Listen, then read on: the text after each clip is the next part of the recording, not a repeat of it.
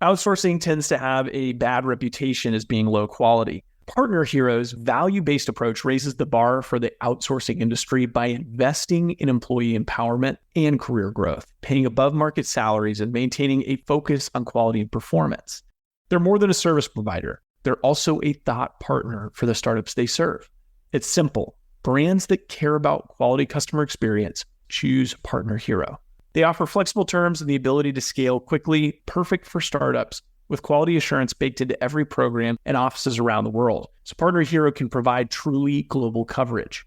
Outsourcing has long been available mainly to big businesses, but Partner Hero is challenging business as usual by bringing the benefits of outsourcing to businesses of all sizes with short, flexible contracts and fast ramp-up times. 10 years ago, when we were launching the Action Catalyst, we could have used a few extra hands to help us scale quickly, even if it was just for a short while. You can bet that with their expertise, fast onboarding, and core focus on quality, Partner Hero would have had our attention. If you're ready to bring in outside customer support help for your startup that feels like it's a part of an existing team, check out Partner Hero. Head over to partnerhero.com/Action Catalyst to book a free consultation with our solutions team. Mention you heard about Partner Hero from the Action Catalyst, and they'll even waive the setup fee. Now, on to the show. From Nashville, Tennessee, Southwestern Family of Companies welcomes you to the Action Catalyst. Each week, we share insights and inspiration from movers and shakers in the world of business. Our goal is to help you increase your self-discipline, overcome procrastination, and help you to take action on all the things that really matter. Disruption, innovation, and battling complacency. That is the theme of the show. That is what we're talking about. We have one of the world's leading experts on the topic of disruption. And if you haven't noticed, we live in a world where there is a lot of disruption happening in the business world, of course, specifically, but then also in our personal lives and just the way that things are changing so incredibly fast. And so you're going to hear from Whitney Johnson, who is one of the smartest people on the planet. She literally is in this list called the Thinkers 50, which is pretty much what that list is. And we're going to talk about, when does disruption make sense? When does innovation make sense? When does it not? How do you know if you're disrupting too soon, too late? And what is the word disruption even mean? And when does it apply? And then after the interview, I think as I was processing it, to me, this all centered around the issue of complacency. I think that is how it connects to us at an individual level and at a company level, is where in your life are you being complacent? And Whitney's going to talk us through some of the threats and the dangers of that complacency and share some of the examples of teams and companies and businesses who did allow themselves to get complacent and sort of to see what happens.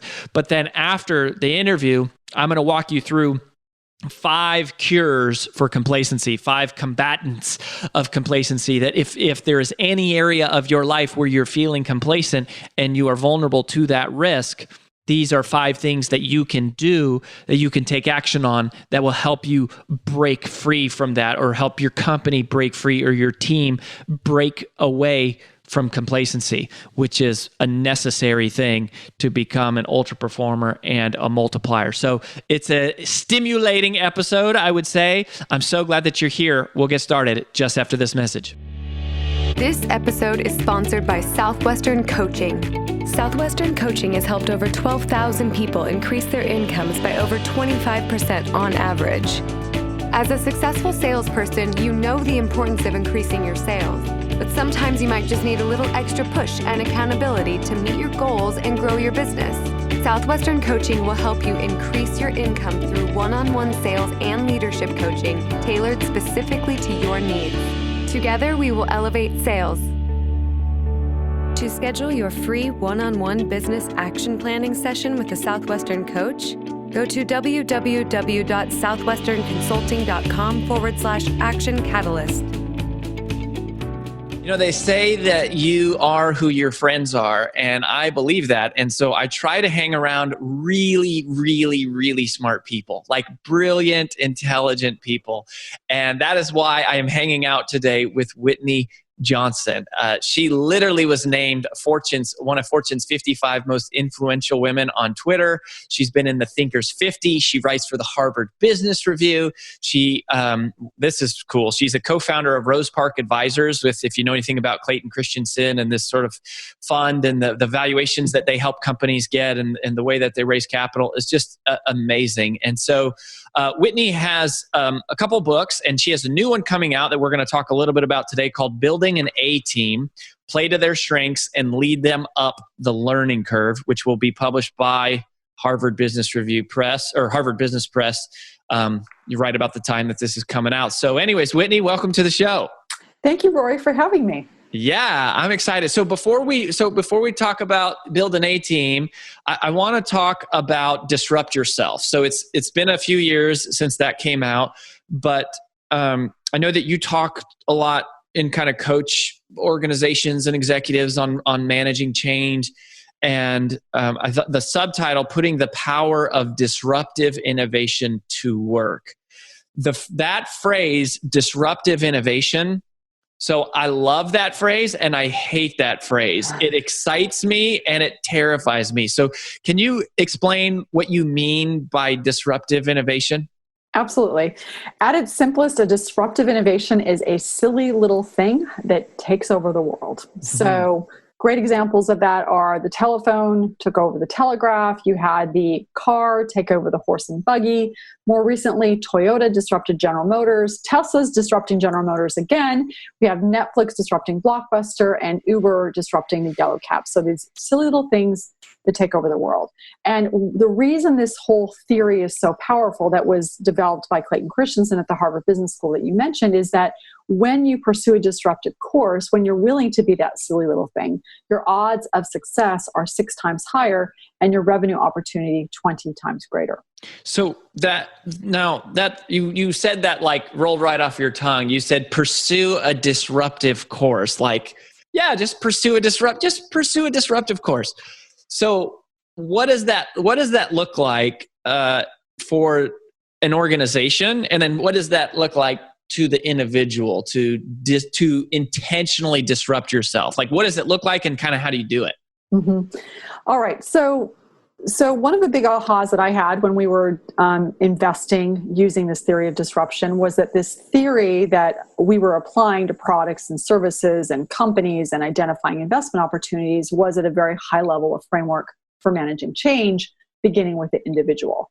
And so the last 5 years, I've been researching and codifying a framework of personal disruption so that whether you're scaling a business or trying to build a team or actually just trying to manage your own career, you've got a structure to do this. And so this framework of personal disruption, it's a 7-point framework, which I'm happy to go through in just a minute. And my premise is that when you are willing to disrupt yourself as an individual, that you're actually able to disrupt as an organization. Companies don't actually disrupt, it's the people who do it. And so this framework allows you to disrupt yourself and then by extension as an organization be disruptive and basically to manage through change successfully as opposed to having the change manage you. Mm-hmm. Yeah, I mean, I love that. We say all the time around Southwestern, you don't build companies, you build people, and people build companies. I think that sort of here is like, you don't disrupt companies, you disrupt people and individuals that go through disruption. Now, the thing is, I think when you hear that word disruption, and it can be associated with fear, because if you are Blockbuster, if you are Yellow Cab, right, like it's not a good thing per se for you. So when you say, for me to do it, how do you overcome? I mean, I think the big fear here is it's weird because there is a fear that if I don't disrupt myself, somebody will come and take me out.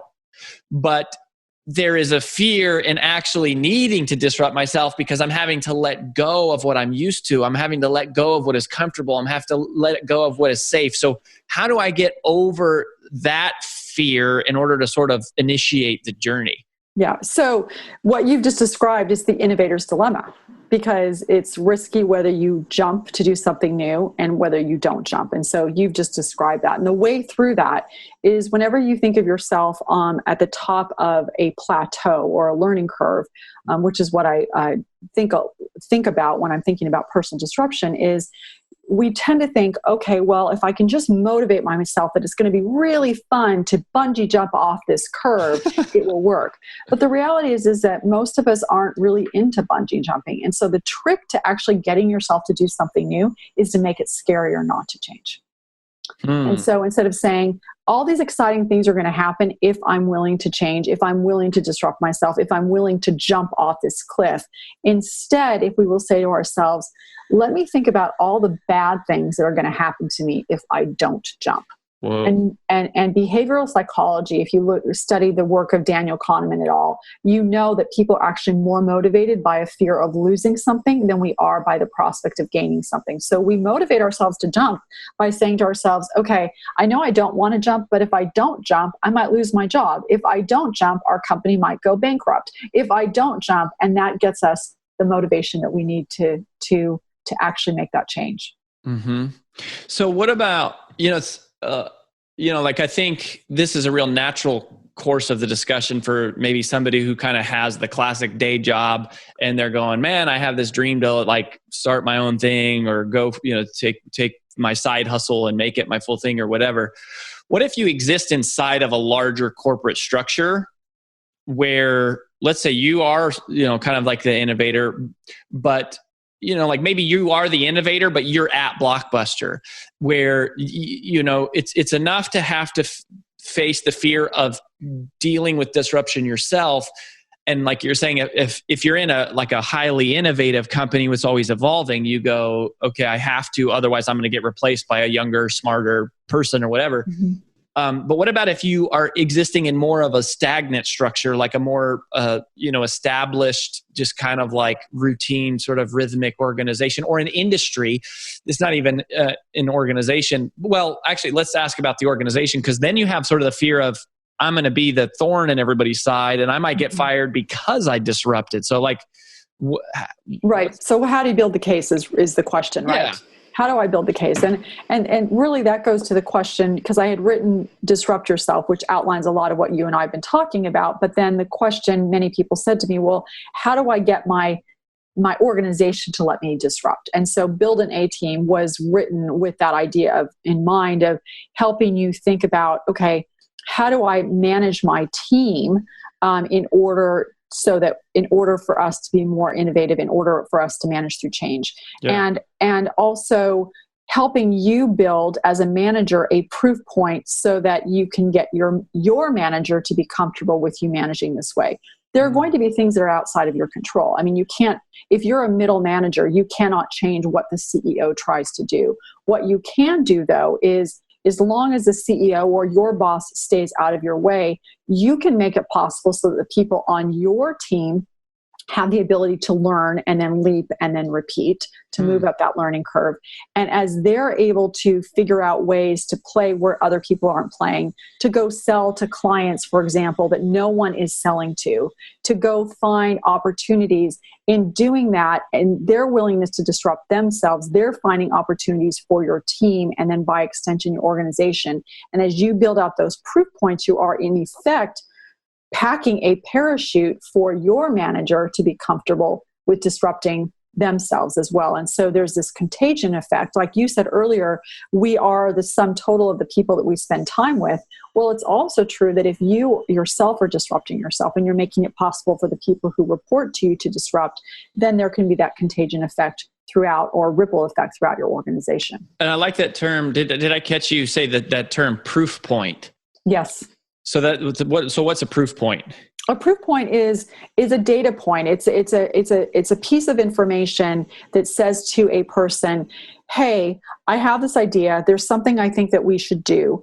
And they say, well, that looks kind of scary. I don't think I want to jump off that cliff. And you're saying, well, here's some data that would suggest. So for example, we let so-and-so disrupt themselves. We let so-and-so take on something new and look at X, Y, and Z that happened. Our revenue's up, our retention is up, turnover is down, et cetera. And so you're effectively building out data that makes it comfortable for other people around you to buy in, and effectively, like I said, packing a parachute for them. So they'll say, oh, maybe this isn't quite so scary because this person that I'm working with just gave me 5 pieces of data that suggests that, in fact, it makes sense for us to do it.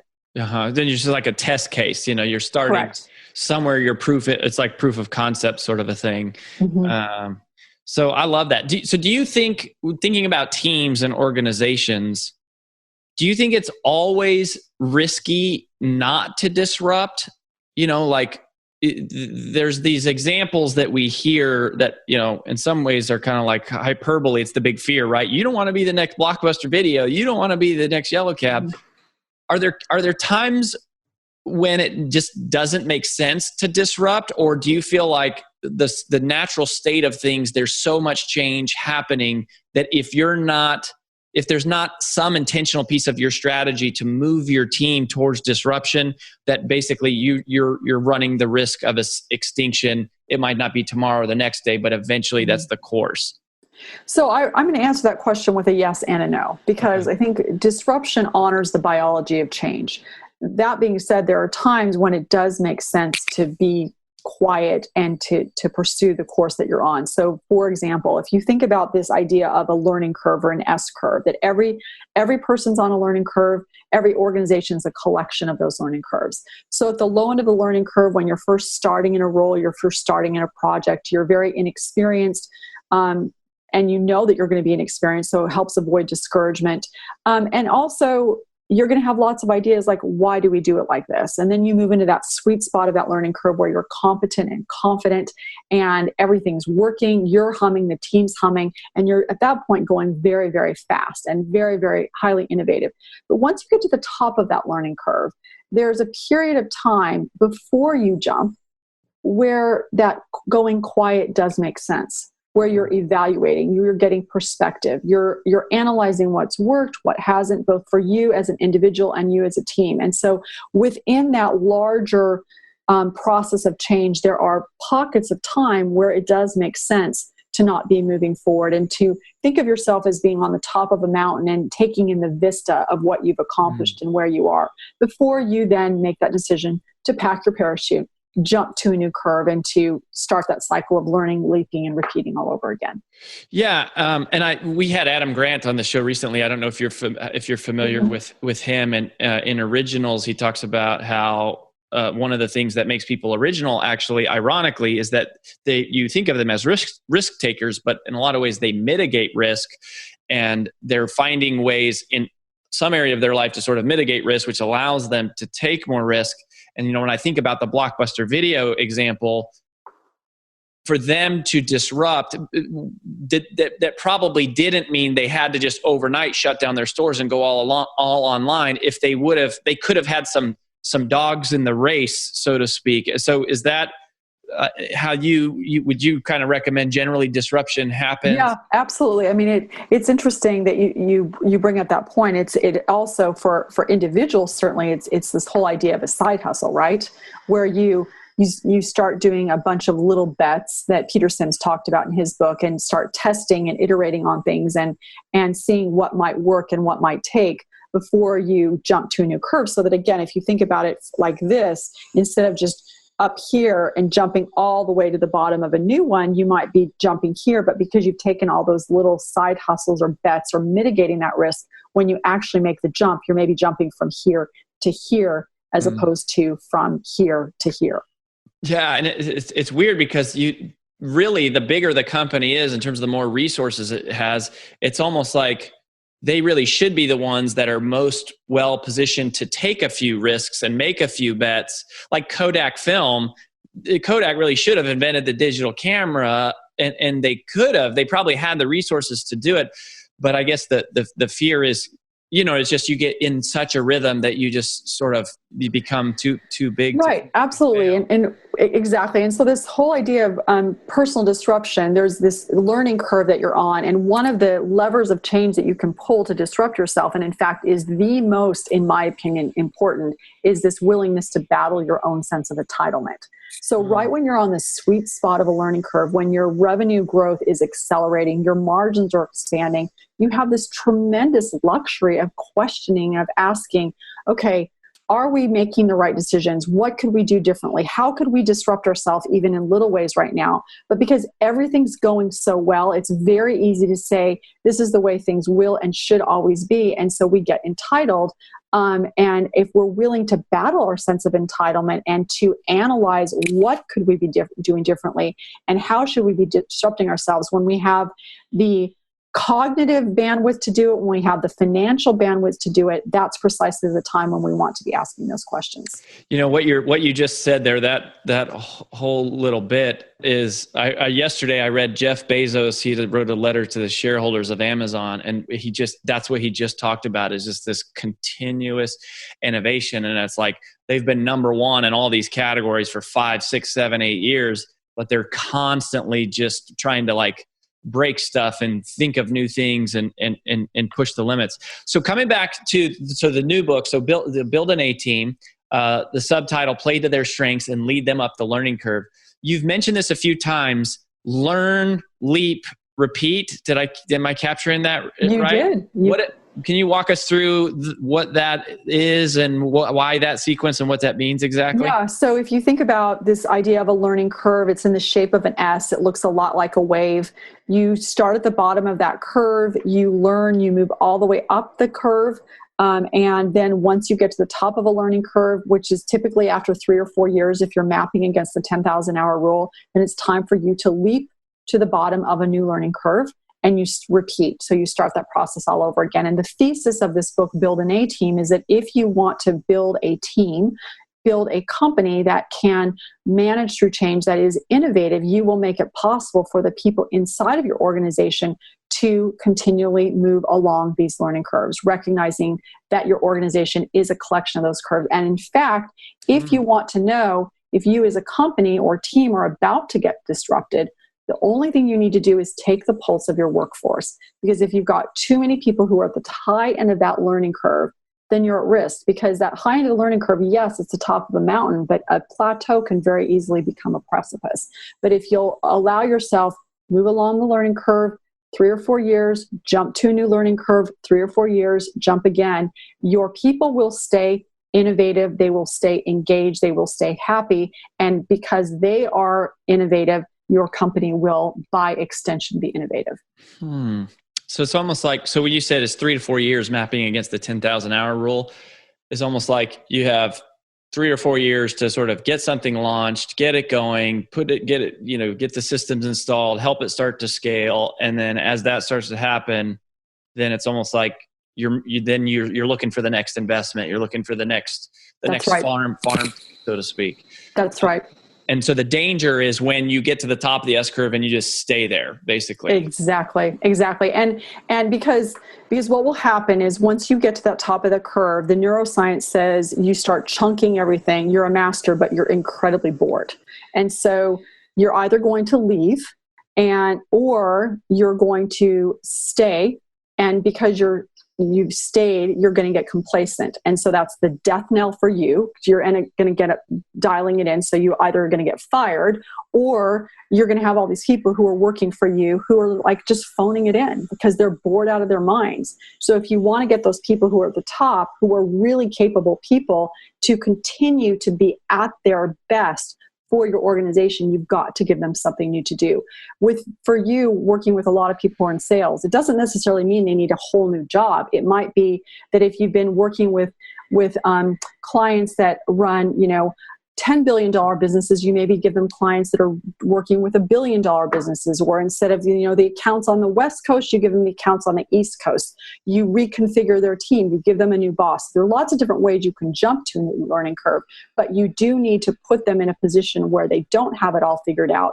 And in the process of figuring it out, they will innovate for themselves as well as for your organization. Do you think this applies personally, like to the personal life? Absolutely. In any way? So this is like, the fitness, like your fitness routine is like you're learning a new fitness thing and then you go up and then you're disrupting, or are there other applications you think personally where you see? Absolutely. Because this idea is of learning. So like, you don't want to get married to a new spouse every 3 to 4 years. I don't suspect. That's probably not what you're saying. No, you do not. I am not saying that. But I do think, but to your point, I think there are reasons why, at a certain point in people's marriages, you're like, we're feeling a little bit bored. So you have a child. I'm being a little bit facetious, but certainly introducing. But they talk about the 7 or 8 years. Yeah. Like that's the 7-8 year mark often is a time where you see marriages start to struggle a bit. Right. So you introduce children, you find new things to do together. So for example, you were mentioning to me, I think before we started, that you and your wife are looking at taking up tennis. You also can jump to a new learning curve if one of you take on a new job, or you move to a new city, or there are different ways for you to jump to that curve. And I think one of the wonderful things about marriage actually is that by working together as a couple, you're actually able to help each other pack that parachute and jump into the curve. And so that you're both developing, but you're developing in tandem with one another, which I think is a really powerful anchor for anyone who is trying to live out a life of continual personal disruption. Yeah, absolutely. Well, I have one last question before we do that. Again, coming out from Harvard Business Press, build an A team, play to their strengths, lead them up the learning curve. Where do you want people to go, Whitney, to connect with you or buy the book and stay plugged in? Well, there are a couple things people can do. If any of you want to go to my website, whitneyjohnson.com/diagnostic, you can actually take the S-curve locator and see where you are on your current learning curve. So that's probably one of the best ways to get in touch. And then you can obviously buy my book, Build an A-Team. It's sold wherever books are sold. That book comes out, or will be out, have been released on May 1st. Mm-hmm. Okay, so last question always. So this is in the spirit of the Action Catalyst podcast, is giving people insights that they can actually put into action. And so if somebody is listening, and one of the things I think I'm taking away from this is just that complacency is part of the enemy, and complacency is a bigger deal maybe even than we realize. If somebody's kind of realizing they're kind of inventorying their life quickly and they're going, you know what, I'm probably time to do some disruption. I probably need to shake things up a little bit. What's the first thing that you would tell them to do, or what's the biggest piece of advice that you'd say, number one thing or first thing is blank? Yeah, the first thing I would say is that if you feel somewhere deep inside of yourself that you need to try something new and you don't, you will die inside a little. And then the second thing I would say is that if at any point it feels scary and lonely, then you're actually on the path to disruption. So because disruption is playing where no one else is playing. And so those would be the first two pieces of advice I would give to anyone who's thinking to themselves, I think it is time for me to disrupt myself. Knowing that you need to do it so you don't die inside a little bit. And also knowing that if you feel scared and if you feel lonely, that's actually the path that you want to be on, because that's where you're going to see your odds of success be the highest in terms of having a great career, building a fantastic business, and living a life that is a happy, productive life. Wow. That is a mindset shift. Whitney Johnson is who you're listening to. Whitney, thank you for being here and for scaring the crap out of all of us, and getting us excited to be encouraged and inspired to not be afraid of change and make some moves. And I think, the S-curve idea is really going to stick. And obviously we live in a world of disruption, whether we like it or not. So to have someone bring some researched insights to it really helps a lot. So we wish you all the best. Thank you, Rory. Great to be here. What a fascinating conversation, and what a fascinating concept, this idea of disruption.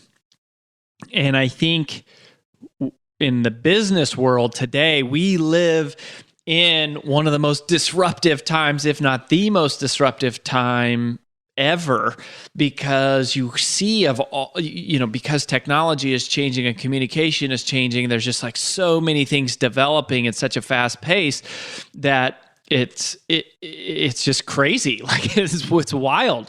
I mean, you see businesses, huge businesses that disappear pretty quickly. And I was reading an article a couple weeks ago about some of the major retailers that are shutting their doors, right? And Amazon is taking over the world, and that is causing a lot of disruption for a lot of people. And there were several other examples that Whitney and I sort of addressed. And it's one that I wrestle with, just the concepts of disruption and innovation, because I'm a big believer in principles. And I believe that, principles last. And it's kind of like, I believe it was Thomas Jefferson who said, on matters of style, swim with the current, but on matters of principle, stand like a rock, something like that. And I found that to be true. I think Southwestern, as a family of companies, part of how we've stayed around for, since 1855 as a family of companies, like we rely and trust and put a lot of faith into principles, and they work and they have lasted. But how do you reconcile that with disruption and innovation? I think is a fascinating conversation, and it's not one that I would say that I know the answer to. I think that Whitney's S-curve that she talked about is kind of interesting, of being able to predict, okay, where are you at in your business cycle or your life cycle. And just, I think a lot of this is not so much about an answer of how to approach disruption and innovation, and should you change everything that you're doing as a business or not. I think a lot of it is just being aware of the potential threat of innovation and the potential opportunity of innovation, and having your eyes just open to what is happening in the world around you, and not just like being blind to what is going on in the world, because I think that can be risky.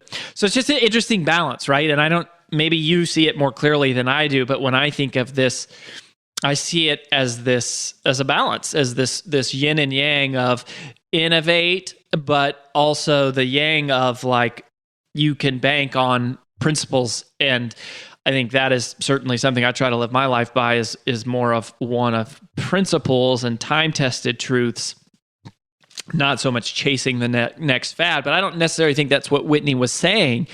I think what she is saying is tremendously powerful and important. And so I want to try to connect that for you in terms of how I process this and how I think this applies to myself and maybe you.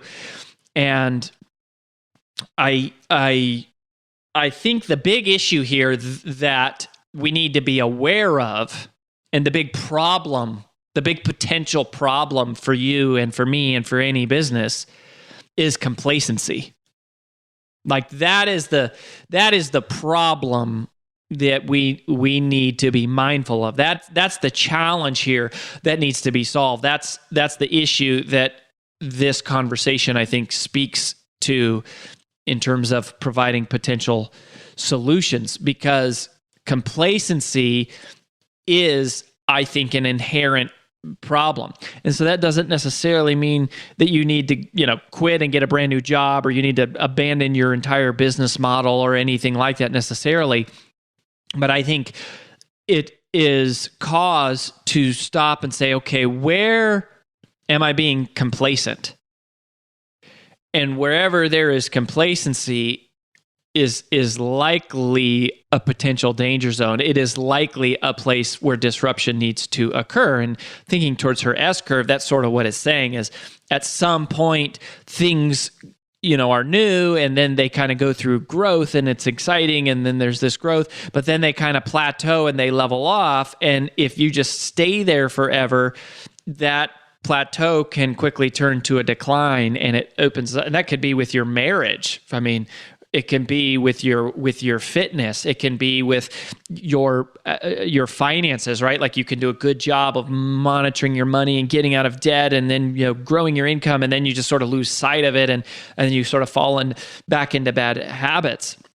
But I think, and it could be with your business, right? It could be with your business model, your industry. It could be with the way you're doing business. So there's lots of different ways it can come up. And I don't know that it's like you should be saying always disrupt or just constantly innovate and abandon the old. But I think if there's ever been a time in history where you should be more open to that idea, it's probably now, because of how fast things are changing. And we're seeing some giants fall. Like just in the last couple of decades, we've seen some major giants fall that you would have never thought possible because of just how quickly things are moving. But I specifically just want to talk about complacency as it results to your belief level. Because there's different ways that you can innovate, right? You can find new customer segments. That's something that we've looked at with Southwestern Consulting, is just going, okay, what industries do we most often reach? And on the one hand, that's really good because you know them really well. On the other hand, it kind of opens you up to risk, because if something happens to a particular industry and it affects that whole industry, then our business would be potentially affected dramatically by it as a byproduct. And so there's power to focus, and there's also a case to be made for diversification, right? And so that's kind of the conundrum here that is going on. But there's new customer segments, there's new marketing and prospecting mechanisms for your business. What are new ways to find new business leads? There's new pools of people that you can innovate with. There's certainly new technology, and those are all like great opportunities and places that you can look for potential in disruption, intentional disruption, innovation, if you want to use that term. But in general, wherever you might be experiencing complacency, that's just where I want to address. And I just want to kind of talk about the belief level and the attitude issue of complacency, and share with you 5 combatants of complacency. I'm going to walk you through these 5 combatants of complacency. And number 1 is to raise your expectation level, right? So if you feel like you're at the top of some category, that is often when complacency steps in. It's hard to be number 1, like it's because you're not gunning. There's no one to gun for. Like once you realize you're the biggest fish in the pond, it's almost like you want to be in a bigger pond because you need to be around bigger fish. Otherwise, you become complacent, which opens you up to all sorts of these risks and these challenges. So there's definitely people out there who are operating at a level that are, can push you. And I think one of the things you have to do that is a great way to combat complacency is get involved in community with people who are ultra performers. They're multipliers. Like raise your expectation level. That is what you want to do. There's so much power in being surrounded by other people who are big thinkers. Number 2 is to reduce your risk. Reduce your risk. So one way to kind of combat complacency is you go, okay, so maybe you've acquired a lot and you have achieved a lot, and it's realizing that you have a lot to lose as a result of that, right? If you have accumulated a lot of whatever, notoriety, influence, stuff, etc., a big business, then that's great.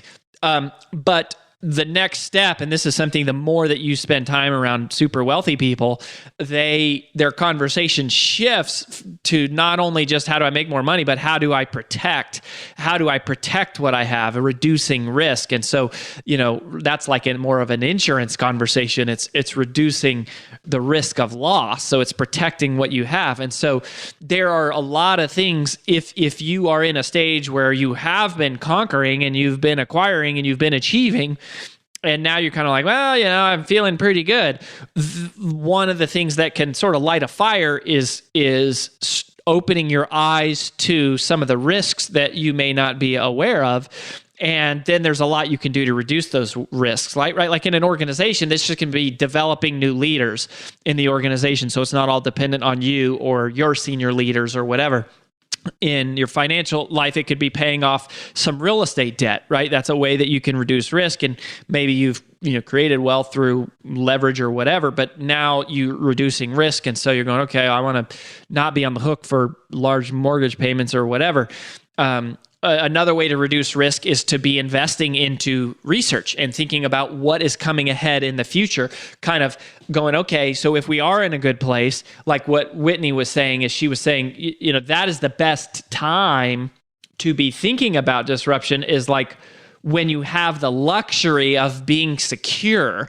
It's much harder when you're forced to innovate, because then you're behind the curve and you're sort of trying to get above water, you're scrambling for breath. But if you can realize, okay, we're sort of at that mature point in this area of my life or this part of our business, or et cetera, you go, well, I think let's figure out ways to sort of reduce our risk. That is interesting, is looking ahead and planning ahead and researching on what are some of the things that are happening. And if it's sort of like if you have all your ducks in a row a little bit, you can be a little more strategic about maybe some of this disruptive conversation. So that is number 2. Number 3 is just to create new challenges for yourself. Create new challenges. So start thinking, what is the biggest possible thing I could accomplish? What is your wildest dream? What is the most over-the-top thing that you have never previously thought possible? And think about that and then go to work on it. Like if you're in a comfortable place, that is the time to go, okay, that is the time to really start thinking wild and really huge. Like, okay, well, what would this look like? Because you're a different person today than you have ever been before. And that means you're capable of achieving things that once weren't really possible or realistic, right? Like something 5 years ago, some idea to you 5 years ago might have been impossible or fairly impossible or unrealistic, but now 5 years later, it's not. And if things are going well for you, you go, okay, you know what? I could take a little bit of my time and do something fresh or exciting, or really like swing for the fence on something. You don't have to bet the whole farm, but you go, just create a new challenge. Just create a new challenge. And again, this applies to all different areas of your life. Like, you know what? Maybe I want to run a marathon. Maybe I want to do a triathlon. Maybe I want to climb Mount Kilimanjaro. Like that's a fitness thing. But just you have the luxury of creating new challenges, of disrupting yourself, which I think is really cool. And to the point of, Whitney's new book about building an A-team, some of this can also be like, you can have a small team or a dedicated team that is focused on more of what's the future. So you might have this big operation of going like, oh, okay, this is all the stuff we're doing, but then it's not a bad thing to have a couple people or a person or just some portion of your time thinking ahead, going, okay, well, what would be a new challenge, something that we've never done before? Which leads me to number 4, which is invest in significance. Invest in significance. If you are feeling complacent, okay, that probably means you're successful, which is great. So you're successful, awesome. There's lots of successful people. You know what there's not a lot of? There's not a lot of successful people who help make other people successful. There's not a lot of successful people who help make other people successful. That is significance. That is legacy. So, the question is, who are you taking with you? Who are you pouring into? Who is still going to be here changing the world when you're gone? And so maybe you have mastered, in some regards, you've mastered the path that you are on. Maybe you have mastered the path that you are on. So then the question is, okay, great. Who are you taking with you? How are you building a team? Who are you training? How are you developing up the next generation of leaders? That is investing in significance. It's a form of disruption because you're spending your time from doing to then teaching other people to do so that they can kind of come along with you. And I think that is really, a powerful, powerful thing. Then number 5, the last one, and this is the best one. This is the best one, is to focus on giving. Focus on giving. Complacency is a sign of self-centeredness. It is. Because complacency says, I have all that I need, so I don't need to work anymore. But a servant mindset is one that can never be complacent because a servant's mindset is never just about themselves. It's always about helping others, giving to others. And when it comes to helping other people, your work is never done. It's never done. It's one thing when you live in a world of yourself, you go, okay, these are the goals I have, and maybe you hit them and you go, okay, great, I hit my goals, and so now what? Right? That is a breeding ground for complacency. But somebody who is a servant, where you live in the life of a context of how do you help and support other people, then if you live in that context, your work is never done because there's always someone in need. There is always someone who is struggling. There is always somebody that you can help. And if you aren't finding that, if you're finding that you're complacent, it might be because you're living a self-centered life. If you are finding that you are complacent, it might be because you're living a self-centered life. You're not thinking about all the people you could be helping. You're not thinking about all the good you could be doing. You're not thinking about the difference that you could be making. And my guess is that your work is probably not as meaningful and as significant as you once thought it to be.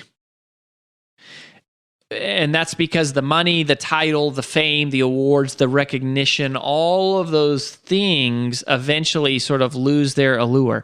But a heart of service always inspires, always motivates, always sustains.